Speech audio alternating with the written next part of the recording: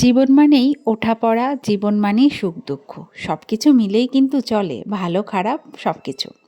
তেমনই ছুটির দিনগুলো যখন আসে তখন জীবনটা অন্যরকম মেজাজেই চলে।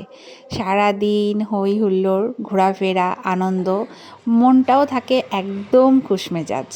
কিন্তু যখনই ছুটিটা শেষ হতে আসে মনটাও কিন্তু তখন বিষাদে ভরে ওঠে। তাই দুজনে মিলে একটু বেরিয়ে পড়েছিলাম বিষাদ মনটাকে একটু ফুরফুরে করে নেওয়ার জন্য।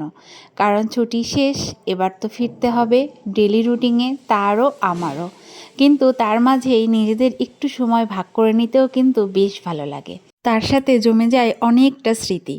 আর সত্যি কথা বলতে ও ডিউটিতে যাওয়ার পরে এই যে সময়টা আমরা একসাথে কাটাই, এগুলোই বারে বারে দেখতে আমার খুব ভালো লাগে। আর সব সময় ওর কথাই মনে পড়ে। তেমনই বিকেলবেলা বেরিয়েছিলাম যে চলো একটু ঘুরে আসি, কিছুই না, দুজনে একটু একসাথে সময় কাটাবো, সেই জন্যই বিকেলে বেরোনো। তো নিয়েছিলাম একটু চা, কারণ চা ছাড়া বিকেলটা কিন্তু ইনকমপ্লিটই থেকে যাবে। 15-20 দিন ছুটির মধ্যে আজকে লাস্ট দিনটা আমার কাছে যেন অন্যরকমই মনে হয়। বারে বারেই মনে হয় আজকের দিনটা আর একটু বেশি সময় থাকলে হয়তো ভালো হতো। আদার্স দিনগুলোতে এই ফিলটা আসে না, জানি না কেন। কিন্তু আজকের দিনটা আমার কাছে খুব খুব স্পেশাল। আর প্রতিটা সেকেন্ড, প্রতিটা মোমেন্ট যেন আমি বছরের মতো আমার কাছে কাউন্ট হয়। কিন্তু কথাতেই তো আছে, সময়কে তো ধরে রাখা যায় না, সেই ক্ষমতা তো ভগবান আমাদের দেয়নি।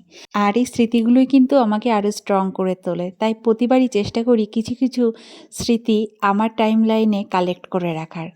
যাই হোক বন্ধুরা, সবাই ভালো থেকো, আমিও চেষ্টা করব ভালো থাকার।